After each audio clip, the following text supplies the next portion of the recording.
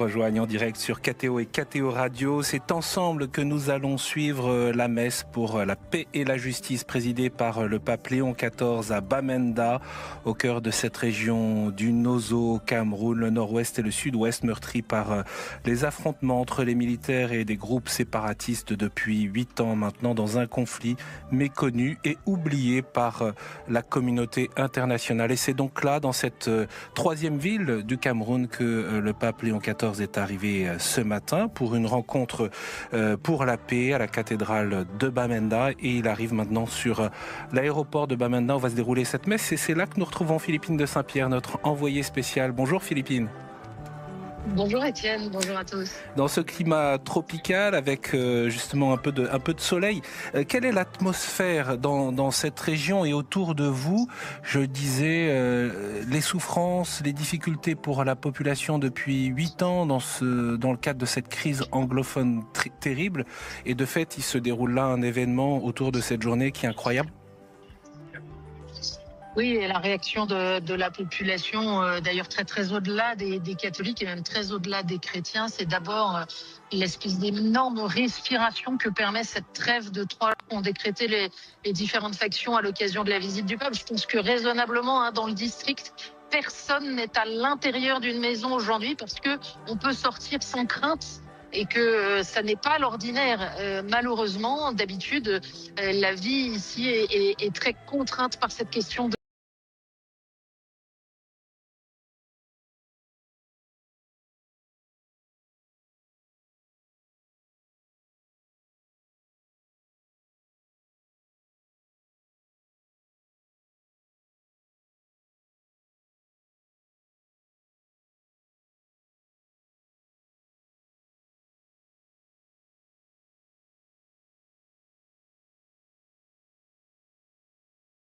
la sécurité, notamment cette pratique des enlèvements contre rançon, mais aussi même des meurtres en pleine rue.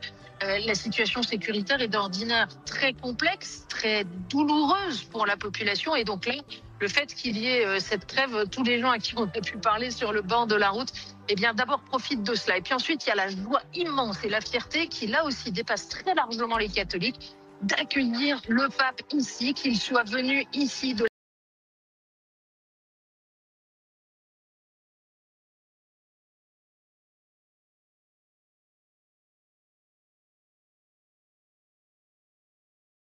accueillir chez soi. Et donc ça, c'est très manifeste, et la population camerounaise sait manifester cet accueil et cette joie. On va le voir dans quelques instants, parce qu'il voit sur l'écran là que la Papa Mobile est en train de rentrer au bout de la piste, au bout du tarmac, et que donc ça y est, le pape approche. Il faut savoir que les gens qui sont là sont arrivés ce matin. Ils ont souffert de la chaleur, de la pluie aussi, qui est un petit peu tombée. Mais rien n'a entamé leur ardeur. On chante ici depuis ce matin en prévision de l'accueil du pape et pour se dire ensemble l'immense joie que c'est de l'accueillir ici. Oui, et on peut le rappeler, les séparatistes anglophones ont annoncé un cessez-le-feu de 3 jours et un arrêt donc des enlèvements avec des passages libres, c'est-à-dire, comme vous l'avez dit, d'arrêter d'enlever les personnes contre des rançons. Je vous propose de vivre tout simplement cette joie-là de ceux qui sont rassemblés sur le tarmac de cet aéroport avant cette messe, cette rencontre avec le pape Léon XIV.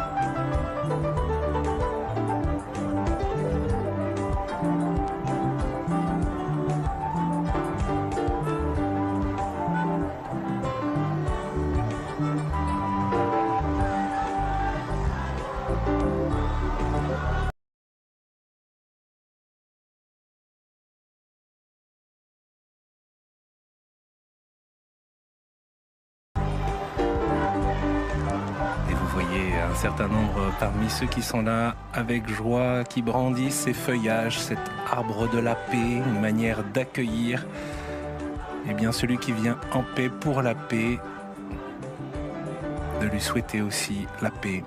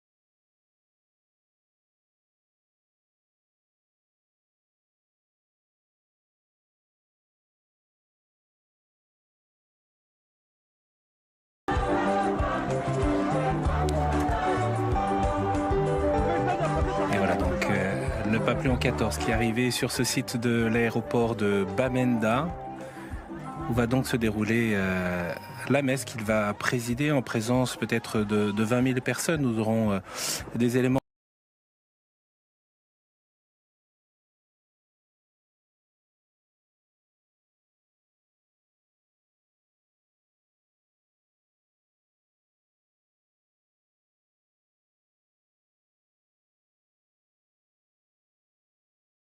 un peu plus tard. Nous sommes donc toujours avec Philippine de Saint-Pierre, notre envoyée spéciale. Ce matin, je l'évoquais, en la cathédrale Saint-Joseph de Bamenda. Nous avons pu suivre, même si parfois la retransmission du signal vidéo n'était pas toujours simple, nous avons pu suivre la rencontre pour la paix avec des témoignages qui ont uni les voix de chefs traditionnels, de chrétiens catholiques et protestants, de musulmans. Au fond, vous qui avez vécu cette rencontre, qu'est-ce que cela dit de ce que vit la population très concrètement dans cette région?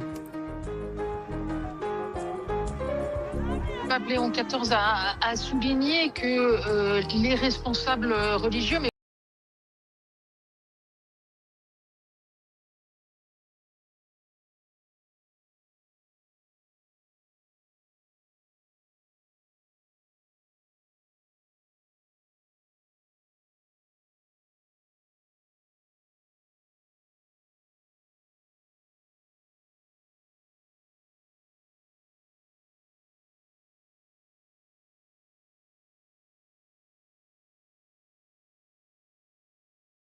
la population refuse et ont refusé jusqu'ici que ce conflit séparatiste, que cette question du sécessionnisme anglophone soit transformée en guerre de religion et que donc les responsables religieux des différentes communautés qui ont créé ensemble cette communauté pour la paix, cette organisation en faveur de la paix, essayent de prendre soin de leur population, dont les conditions de vie sont évidemment très difficiles du fait de ce conflit, on l'a dit. C'est un véritable enjeu, et le pape a eu des mots très forts ce matin en disant, en rendant grâce à Dieu du fait que aussi bien l'imam que l'archevêque et le délégué protestant et à travers eux leur communauté n'aient pas laissé instrumentaliser l'appartenance religieuse au service de cette situation de conflit. De fait, on a pu noter que à la cathédrale ce matin pour la rencontre pour la paix, mais même ici dans l'assistance sur le tarmac, il n'y a pas que des fidèles catholiques pratiquants, il y a des représentants d'appartenant à différentes communautés. Et puis, assez généralement d'ailleurs, des pèlerins qui sont venus aussi du sud-ouest. En fait, c'est un peu le moment, le rendez-vous de toute la communauté anglophone avec le pape Léon XIV. Donc, bien naturellement, il y a des groupes de pèlerinage qui sont venus des différents diocèses, des différentes paroisses pour se joindre à ce moment si fort de la rencontre avec Léon XIV et de la joie de pouvoir célébrer ensemble. C'est pas seulement une rencontre, c'est aussi célébrer tous ensemble. Et on voit la présence de représentants des autorités, également des chefs traditionnels. Quels sont les échos au fond déjà de cette rencontre de ce matin ? Alors, des échos de la rencontre de ce matin, on n'en a pas encore énormément, mais je peux vous donner quelques petits fioretti. Vous voyez, j'ai pu croiser le cardinal Dieudonné Nzapalenga, l'archevêque de Bangui en Centrafrique, qui avait accueilli le pape François. Vous en souvenez peut-être, en 2015, le pape François avait ouvert le jubilé de la miséricorde à Bangui, qui était dans cette situation de guerre civile. Et beaucoup d'autorités avaient d'ailleurs découragé la tenue de ce voyage à l'époque. Et le cardinal Nzapalenga me disait: il faut se rendre compte que c'est quelque chose de vraiment important que le pape soit venu ici, en raison du fait que le conflit a lieu en ce moment encore, et que la venue du pape, ça porte du fruit dans le temps. Moi, je peux en témoigner. Voilà ce que m'a dit le cardinal. Et puis, on peut noter aussi que il y a eu des voix qui se sont élevées un petit peu dans les derniers mois avant l'organisation de cette visite. La situation politique est complexe ici au Cameroun, avec une situation post-électorale qui donne lieu à beaucoup de débats à voix haute ou à voix basse, avec le président Biya qui a été réélu à 93 ans pour un 8e mandat il y a quelques mois. Et certains craignaient que la visite du pape n'amène à une récupération de la personne du pape, de ses propos et de l'Église en faveur du pouvoir, qui évidemment accueille et organise en quelque sorte la tenue de cette visite. Je parlais avec un évêque camerounais qui connaît du reste le pape pour l'avoir connu comme Monseigneur Prévost, et qui me disait: mais en fait les gens ne se rendent pas compte on ne peut pas le récupérer, le pape ne se laisse pas récupérer, et sa venue, me disait-il, est très importante pour les jeunes, pour que nos jeunes voient qu'ils comptent, pour que nos jeunes voient aussi qu'on leur fait confiance et que l'Église attend d'eux quelque chose dans la manière de construire le futur de ce pays. Voilà, donc des grandes actes autour de ce voyage. Et puis, ce caractère aussi très, très direct des Camerounais qui ne s'en laissent pas compter. Je vous dis une petite anecdote d'un excellent confrère qui était en train, comme nous le faisons tous, d'interroger ce matin les uns et les autres, et puis qui dit à un moment à une dame: mais très franchement, voilà, le pape vient ici pendant 3 jours, mais qu'est-ce que ça va... là, vous êtes très, très heureux, mais qu'est-ce que ça va changer sur le fond à votre situation? Dans 3 jours, la vie va reprendre comme d'habitude. Et la dame a répondu à ce confrère, m'a-t-il dit: écoutez, au moins laissez-nous être heureux. Voilà. Et donc, je crois que c'est important aussi de se dire, évidemment, la venue du pape ne va pas forcément tout résoudre. Il ne s'agit pas de quelque chose de magique, précisément. En revanche, ça peut porter du fruit dans les cœurs, dans le temps. On croit aussi à la force de la prière et la densité de cette prière ici, de cette population rassemblée autour du successeur de Pierre avec tous les évêques. Ça n'est pas rien, mais il faut aussi accepter que Ne serait-ce que le fait d'être heureux ensemble autour de cette visite, eh bien déjà c'est quelque chose qui a de la valeur et qui fait du bien. On peut dire que le chef de l'État est représenté ici à Bamenda par le ministre de l'administration territoriale, Paul Atanga. Le pape qui a des mots très forts, mais vous voyez, on aura l'occasion d'y revenir, mais en tout cas des mots marquants. Peut-être en un mot, Philippine, alors qu'on voit la procession d'entrée s'avancer. Oui, on voit dans ce voyage un pape qui se révèle, en tout cas d'une manière dont nous ne l'avions pas encore entendu, puisque c'est surtout par des mots très forts dans différentes interventions, dans différents textes, comme si, au fond, le pape Léon se déployait. On sait que son premier voyage international, il était prévu de longue date.